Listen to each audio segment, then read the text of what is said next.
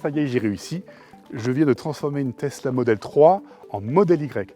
J'exagère, je plaisante, mais en fait pas tant que ça, parce que ce Model Y, c'est en fait une Model 3 gonflée et transformée en SUV, car c'est ce que le marché demande. Donc on peut présumer que ce sera la version la plus vendue en Europe. Alors esthétiquement, on retrouve, comme je l'ai dit, les grandes lignes de la Model 3, mais il y a en plus des codes esthétiques du SUV, comme par exemple ces passages de roues en plastique noir, ce bas de caisse lui aussi en plastique noir. Néanmoins, l'ensemble reste discret et de bon ton, ce qui devrait plaire et surtout ne pas agacer les écologistes les plus intégristes.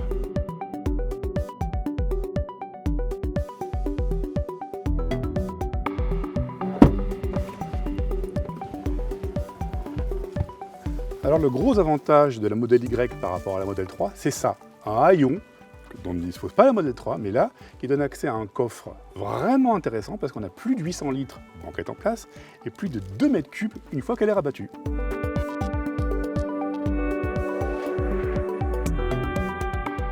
La finition paraît de prime abord de bonne facture. On trouve ici par exemple des plastiques moussés, vous savez que nous on adore ça, journalistes, c'est notre marotte. Il y a aussi une imitation bois qui est très agréable à l'œil et au toucher aussi. Autre point positif, il y a beaucoup de rangements. Là, il y a un grand bac réfrigéré, il y en a un autre ici.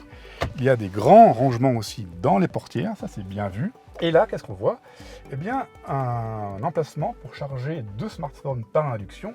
Et c'est intéressant parce qu'ils sont bien en vue. Et qu'ils soient bien en vue représente un aspect fondamental parce que l'écran central ne comprend pas de fonction CarPlay. Donc si on veut regarder par exemple Waze pour naviguer, eh bien ce sera pratique avec le téléphone placé juste ici. À l'arrière, comme vous pouvez le constater, l'habitabilité est vraiment importante. Il y a beaucoup de place pour les jambes. Là, le siège est réglé pour moi et je mesure près d'1,90 m. Ensuite, la banquette arrière est certes un petit peu ferme, mais on peut régler son inclinaison et se trouver bien installé. On dispose aussi de 2 prises USB. On a aussi là un aérateur pour pouvoir recevoir un peu d'air frais. Il fait très chaud aujourd'hui. Détail assez curieux, à l'arrière, il n'y a pas de plage. Donc on a un accès direct sur le coffre, on aimerait bien le cacher. Autre avantage d'une plage, ça permettrait de filtrer des bruits qui remontent du haillon et qui finalement perturbent un petit peu la conduite.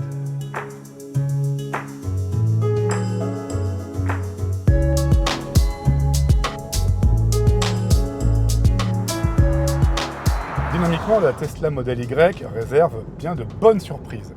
D'abord, ça vient de la direction, qui est consistante, qui est précise, qui est rapide, donc ça rend la voiture très agile. Elle agit sur un train avant qui est fidèle, qui lui aussi est très précis, et donc ça rend une voiture qui en virage démontre une agilité assez surprenante. Je pense qu'elle est renforcée aussi par le fait que les batteries sont dans le plancher et donc abaissent le centre de gravité. Autre point qui favorise donc la rigueur du comportement routier, c'est la suspension qui est très ferme et qui donc permet à la Tesla de virer bien à plat. En conduite active, même très dynamique, on prend plaisir dans cette voiture, ça c'est vraiment étonnant. Et surtout, qu'elle est plutôt familiale dans sa définition. Vraiment, pour ceux qui aiment conduire, la Tesla Model Y, c'est un bon plan. Alors, nous avons un modèle qui est équipé des conduites autonomes de base et ça fonctionne bien. La voiture centre efficacement sur sa voie. Elle freine et réaccélère en fonction du trafic de manière relativement douce, c'est bien fait. Et ce qui est très bluffant, c'est qu'elle est entourée de caméras, il y en a un peu partout, sur les montants, sur les ailes, et on voit le trafic environnant, donc les voitures qu'on double, les camions qui passent en sens inverse, ça s'affiche sur l'écran, ça c'est assez bluffant. Ensuite, évidemment, c'est une Tesla, il y a de la puissance, et donc il y a des reprises de fou quand même. C'est une voiture électrique, donc il y a une réactivité qu'on ne peut pas avoir qu'une thermique, donc là si j'appuie, c'est franchement étonnant, quoi. Bon, faut pas en abuser parce que du coup ça empiète sur l'autonomie. Alors un petit point quand même sur l'ergonomie, il y a des défauts qui sont assez agaçants. Bon, tout à l'heure j'ai parlé de l'impossibilité par exemple de régler les aérateurs autrement que en passant par l'écran. Mais il y a un autre défaut qui est assez pénible, c'est que le tableau de bord reflète la lumière alors qu'il est plutôt de couleur sombre dans le pare-brise. Et ce qui fait que par exemple quand on passe sous des frondaisons, alors là il y a du soleil qui tape à la verticale, ça flash tout le temps, quoi. Et du coup, on a du mal à voir ce qui se passe sur la route. Ça, c'est assez pénible. Ensuite, on aimerait bien avoir un peu plus d'informations sur l'écran central. Là, j'ai pas encore trouvé comment on faisait pour afficher l'autonomie en temps réel. On aurait pu aussi avoir un peu plus d'affichage différent, histoire d'avoir la vitesse affichée en plus grand.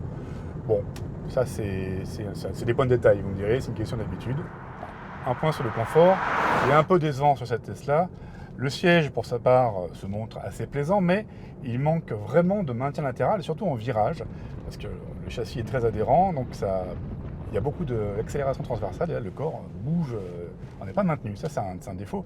Ensuite, eh bien, la suspension est quand même très ferme. Sur les aspérités, ça percute pas mal. Signalons que notre exemplaire se dote des jantes de 20 pouces, peut-être qu'en 19 pouces, le confort de roulement serait un peu meilleur. Nous sommes dans un cadre champêtre, pour ne pas dire bucolique, et ça tombe bien parce que dans bucolique, il y a colique. Ça nous donne l'occasion de tester une des fonctions majeures de la Model Y.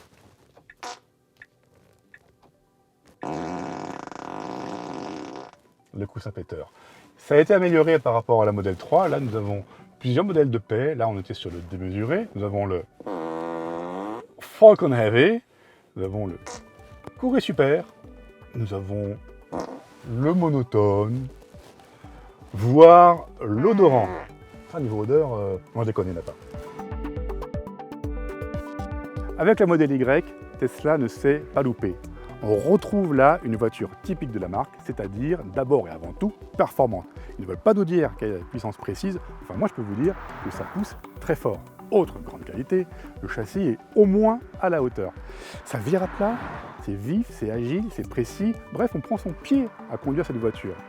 Revers de la médaille, la suspension est quand même très ferme, c'est ça qui permet aussi à la voiture d'être amusante, ce qui nuit au confort et le siège ne compense pas suffisamment, il manque de maintien latéral. La consommation s'établit en moyenne à 20 kWh au 100 km, qui est raisonnable vu la puissance, le poids et l'habitabilité des voitures.